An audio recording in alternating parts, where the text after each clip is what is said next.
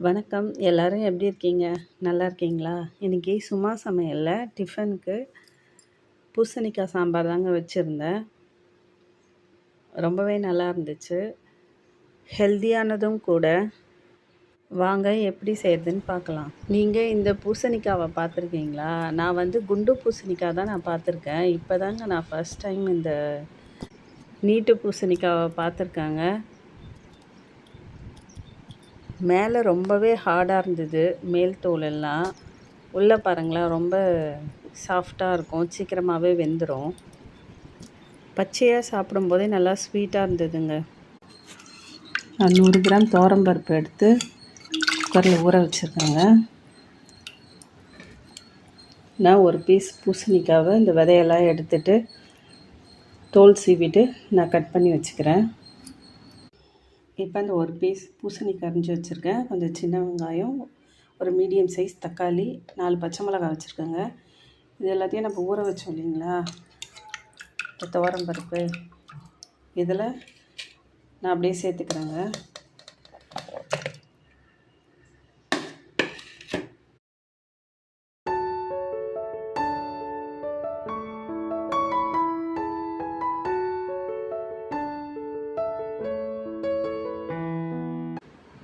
அரை ஸ்பூன் மஞ்சத்தூள் சேர்த்து 3 விசில் விட்டு நம்ம வேக வச்சு எடுத்துக்கலாங்க. அந்த கேப்பில் நம்ம இந்த சாம்பாருக்கு தேவையான பொடி ஒன்று நம்ம ரெடி பண்ணிக்கலாம். அதுக்கு 1 ஸ்பூன் தனியா, அரை ஸ்பூன் துவரம்பருப்பு, 1/4 ஸ்பூன் மிளகு, 1/4 ஸ்பூன் சீரகம், கொஞ்சமாக வெந்தயம், 3 காஞ்ச மிளகாய் எடுத்துகிட்டு நம்ம ட்ரை பேனில் எண்ணெய்லாம் விட தேவையில்லைங்க. அப்படியே லேசாக வாசம் வர வரைக்கும் நம்ம லேசாக வறுத்து எடுத்துக்கணும்.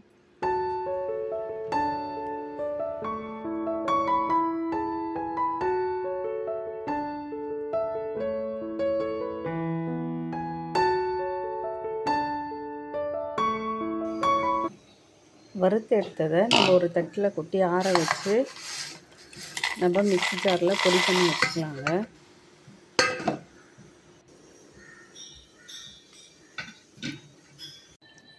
இப்போ நம்ம குக்கரில் வேக வச்ச பருப்பு, பூசணிக்காய் எல்லாமே நல்லா வெந்துடுச்சுங்க. இப்போ நம்ம ஒரு மத்து வச்சு நல்லா அதை கடைஞ்சிப்போம்.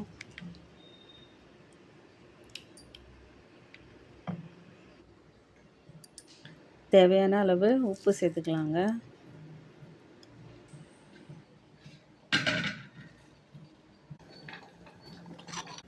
இப்போ நம்ம சாம்பாரை தாளிச்சிக்கலாம். தேவையான அளவு எண்ணெய் ஊற்றிக்கோங்க.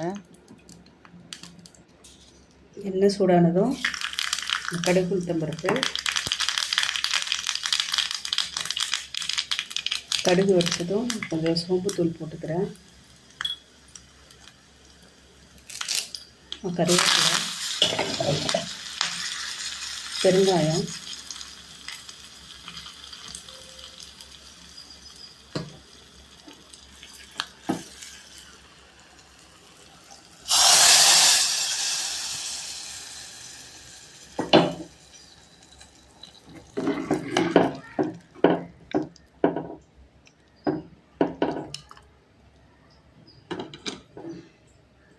கொதிக்கட்டும்.